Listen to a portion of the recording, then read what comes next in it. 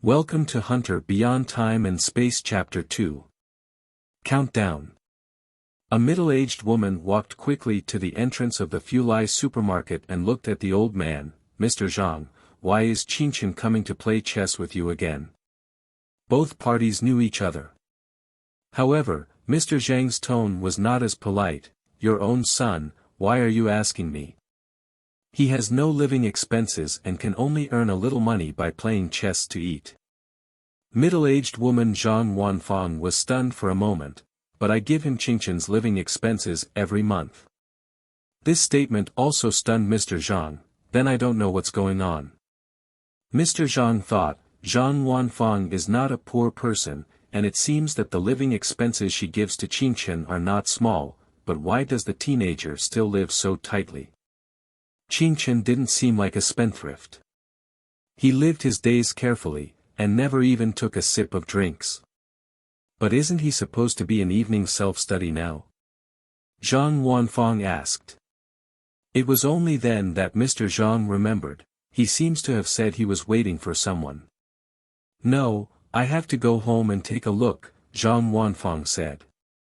As she said that, she was about to leave with the cake, but the man beside her suddenly said, Wanfang, today is Haohao's birthday. We've already made a reservation and we have to take him to the movies after dinner. Zhang Wanfang looked back at the man and said, Qinchin may have skipped class. I can't just ignore it. He's 17 years old and can take care of himself. Besides, he has his own father, the man said, then slowed down his tone. Actually, it's okay to visit him on the weekend. Let's spend Haohao's birthday today. After hearing this, Zhang Wanfang frowned, but a few seconds later, she sighed, okay, let's celebrate Haohao's birthday today. In the shade of the trees in the Shifu West family compound, Qinchin walked silently under the camphor tree. Different from the high-rise buildings in modern cities, the buildings in this yard are all four-story small low-rise buildings from the 1970s, with no elevators, no gas, and occasional blocked sewers. High-power appliances cannot be used in the house because they will trip the breaker. Qinchin walked into the dark doorway, ignoring the unlocking and house-selling advertisements on the wall like psoriasis, and took out the key to open the door of the first floor. The 76-square-meter house has 2 bedrooms and 1 living room, and the room on the first floor has poor lighting. He took out his phone and opened the contacts, then dialed, Hey, Dad. The voice on the other end of the phone interrupted him, If you want living expenses, go ask your mother. I have no money, but she has plenty. As the man spoke, there was the sound of playing mahjong on the other end of the phone. I don't want money, Qinchin said in a low voice, I haven't asked you for money for a long time. What do you want it for then? The man impatiently asked, Are you going to attend a parent-teacher conference again? Go ask your mother. This kind of thing. Before the other party finished speaking, Qinchin hung up the phone. He leaned gently against the closed door of the house, and then rolled up the sleeves of his school uniform coat.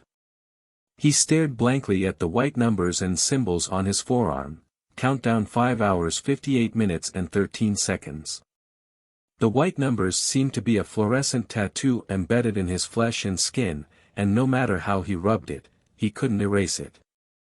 Looking at them closely, Qinchin also saw special and intricate patterns in the numbers, like mechanical parts biting each other, full of futuristic technology. The numbers were changing silently. Countdown 5 hours 58 minutes and 12 seconds. Countdown 5 hours 58 minutes and 11 seconds. There are still 5 hours, 58 minutes, and 11 seconds left.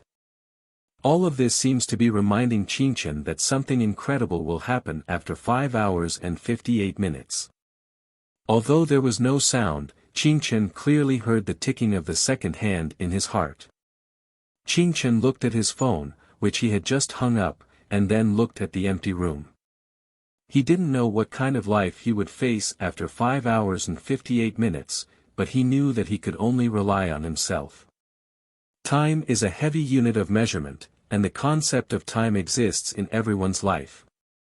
So when a countdown appears in your life, no matter what it is counting down, it will make you feel a sense of urgency. There are still 5 hours left, and no one knows what the end of this countdown is. Could it be danger?